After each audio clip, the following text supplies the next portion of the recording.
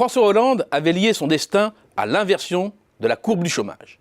Et la variation du nombre de demandeurs d'emploi était scrutée tous les mois avec son lot de polémiques sur l'interprétation à donner aux oscillations de la courbe. Sous l'ère Macron, c'est terminé.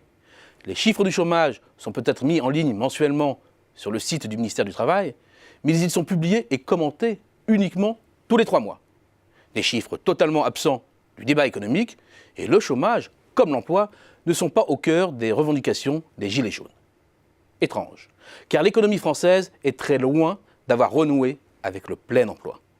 À 9%, le taux de chômage reste supérieur de 2 points à son niveau d'avant-crise. Et la comparaison avec l'Allemagne est douloureuse. Alors que la France avait encore l'avantage en 2008, l'écart s'est creusé ensuite pour représenter 5,6 points 10 ans après. Si le plein emploi reste le Graal que poursuit toute économie, bien plus que la croissance, alors l'économie française est loin du compte. Loin du compte en matière de création d'emplois.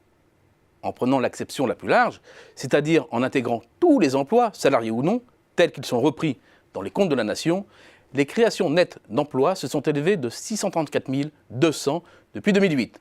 On a bien sûr d'abord en tête les 1,5 million de chômeurs supplémentaires de catégorie A sur la même période. Il n'y a pas là de paradoxe, seulement le constat que les 634 200 emplois supplémentaires n'ont pas été suffisants pour absorber la hausse de la population active. Si les chocs de la grande récession, puis celui d'une crise à rechute, sont parfaitement visibles et compréhensibles, en revanche, ce qui l'est moins, c'est la décélération très rapide des créations nettes dès le 3e trimestre 2017, avant même que la croissance décélère effectivement et que les premières inquiétudes sur la conjoncture apparaissent. Bien au contraire, le pays était alors en pleine euphorie. En d'autres termes, la richesse de la croissance en emploi, qui avait tendance à s'élever, s'est brutalement vidée. Ce revirement est en fait simplement la conséquence d'un choix politique fort de la nouvelle majorité. Mettre le holà sur les emplois aidés. C'est un sport très national. Pour amortir les effets d'un coup de froid conjoncturel ou à l'approche d'une élection majeure, le nombre d'emplois aidés s'envole avec comme corollaire une baisse du nombre de chômeurs. Or, à partir du 3e trimestre 2017, le nombre de bénéficiaires d'un emploi aidé s'est effondré, ce qui explique le coup de frein aux créations d'emplois. Hors emploi aidé, la séquence apparaît beaucoup mieux collée à l'activité économique, avec une accélération très franche des créations d'emplois tout au long de 2017, avec un pic en fin d'année, puis leur décélération par la suite. Compte tenu de l'attentisme actuel, lié à la montée des inquiétudes sur la croissance et la détérioration du climat social, il ne faut pas s'attendre à un réel sursaut de l'emploi hors emploi aidé avant l'été prochain.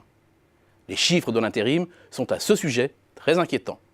Cet indicateur avancé des évolutions à venir de l'emploi est en recul depuis le 2e trimestre 2018.